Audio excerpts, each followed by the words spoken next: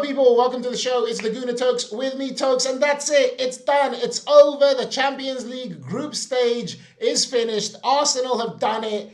8 wins out of 8. Fantastic from them. Well done to the guys. That's it. You don't get better than that. Do you know what I mean? I'm going to get into my reaction in a second to the game because it was a 3-2 scoreline. Bit of a mirror of the last one, but job done, doesn't really matter. All that really mattered was 3 points. You know what to do before I carry on. Like, share. If you're new here, subscribe. Help me grow the community. All that lovely stuff. And that's it. Arsenal are top of the tree. It's done. That means we get the massive advantage of playing all of the games, the second leg at home, moving through the knockout stage, which is going to prove crucial, I feel, in certain stages. Do you know what I mean? You want to have that home advantage. You want to know what you need at home when you're going into the game. So you can't do better than top, right? You can't do better than top. Obviously, bad result the other day against United, but I think people have forgotten that we've been flying in Europe and we made a lot of changes to the team and we still got the job done.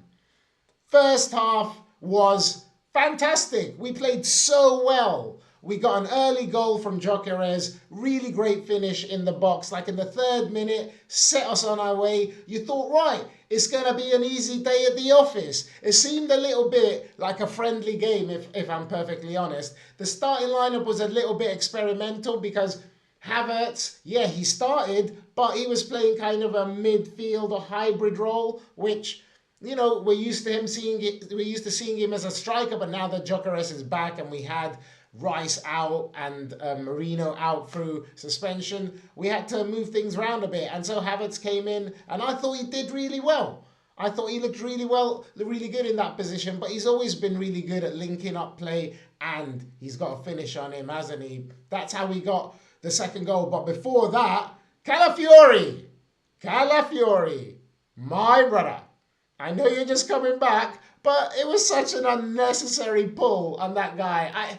I don't think he's going to score from there. And even if he did, I mean, you know we would probably go on and win the game. So it was a bit of a silly one from Calafiori, maybe because he was rusty, but he gives away a penalty. And fair play to the guy that scored.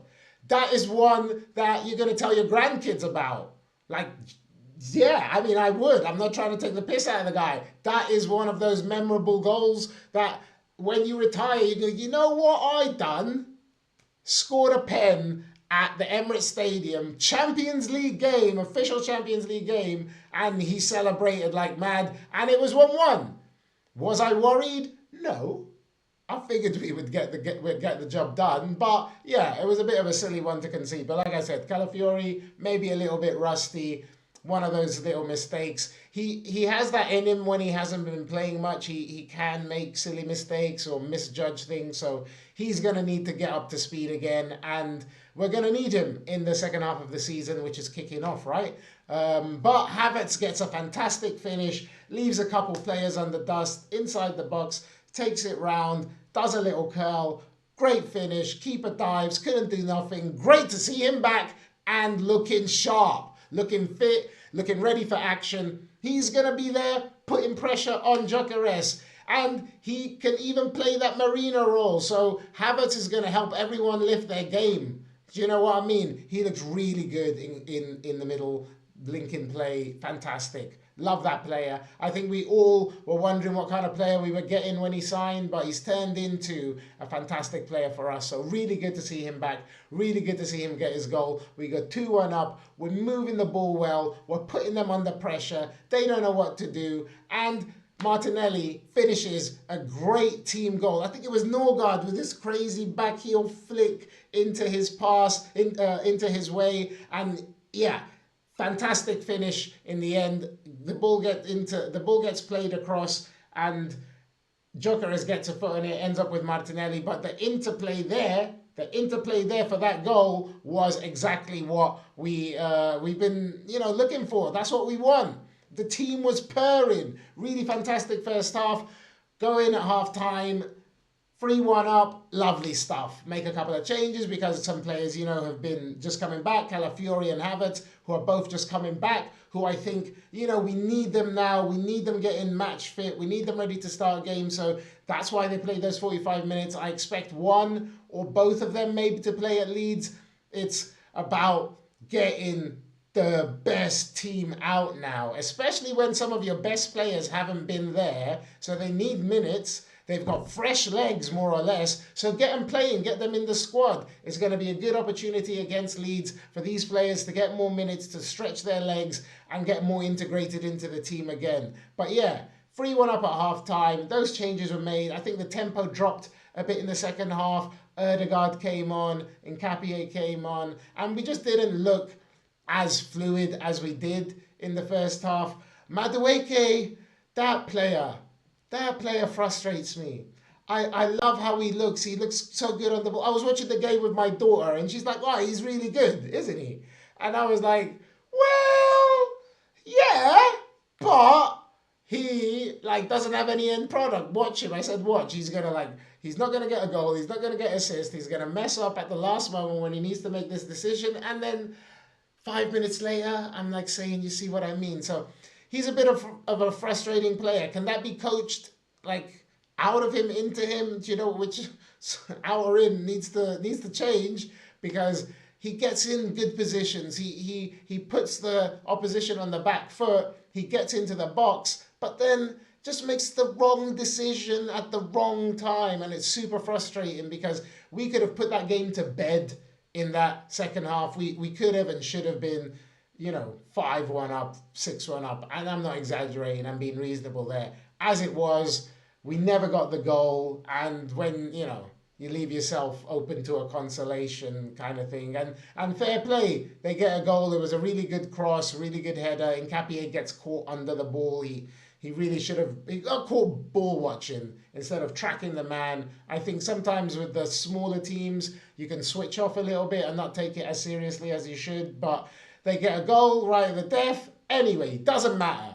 3-2 it finishes. The only 3 that matters is the points in the bag and the fact that Arsenal have finished top of the Champions League. In fact, let's have a little gander at the table. Arsenal and Bayern Munich, first and second. 24 points for Arsenal, 21 points for Bayern Munich. Liverpool finished third, which is, quite a stark difference to their league form, isn't it? But fair play to them. They do well in the Champions League, and maybe their team is more suited to the Champions League, So Liverpool third. Tottenham finished fourth in the Champions League. Oh my day. How is this even possible? How can Tottenham be finishing fourth in the Champions League and they can barely win a game in the league? That is insane. Barcelona fifth. Barcelona do what Barcelona do. Chelsea finished sixth. Wow. Lisbon finished, or Sporting, I think they don't like being called Lisbon. Sporting finished seventh. And Manchester City finished eighth. So we've got Arsenal, Liverpool, Spurs, Chelsea, and Man City in the top 5 of the top 8 of the Champions League. Wow, that is pure strength. Newcastle, the only team from England that didn't finish in the top 8 of the league. I mean, considering we have 6 teams representing England because Spurs won the Europa League, I think that's pretty fair going, honestly. As it is, Newcastle finished 12th. They've got to do a playoff game, and there's some big teams having to go through playoffs. Real Madrid, Inter, PSG, Juventus, Madrid. There are some big teams having to go through playoffs, so that's going to be fun to watch. We don't need to worry about it, but it's going to be fun to watch. As it is, we got the job done. What more can we do? What more we can do is beat Leeds on Saturday, because this game was always going to be won. We made a load of changes, affected the rhythm in the second half. Like I said, it felt like a friendly. It felt like a preseason friendly. And so whatever about the scoreline, we got the 3 points. Job done. Moving on to more important things, because it's the league kicking back up again at the weekend. I'm going to obviously do my preview and all that stuff before that, but time to take a breath. We can have a bit of breathing space when other teams are having to play in the playoffs. It's very annoying that so many Premier League teams don't have to play in the playoffs. Like Manchester City, they don't have to play in the playoffs, so they're going to get a bit of a breather as well. So, back to the Premier League, back to serious business. We've got Leeds. City have Spurs. Come on, Spurs. You're fourth in the Champions League. You're ahead of City. What you do? Beat them. Come on. And yeah, that's it. Can't wait for that. Game over, people. See you at the knockout stages. Have a great evening.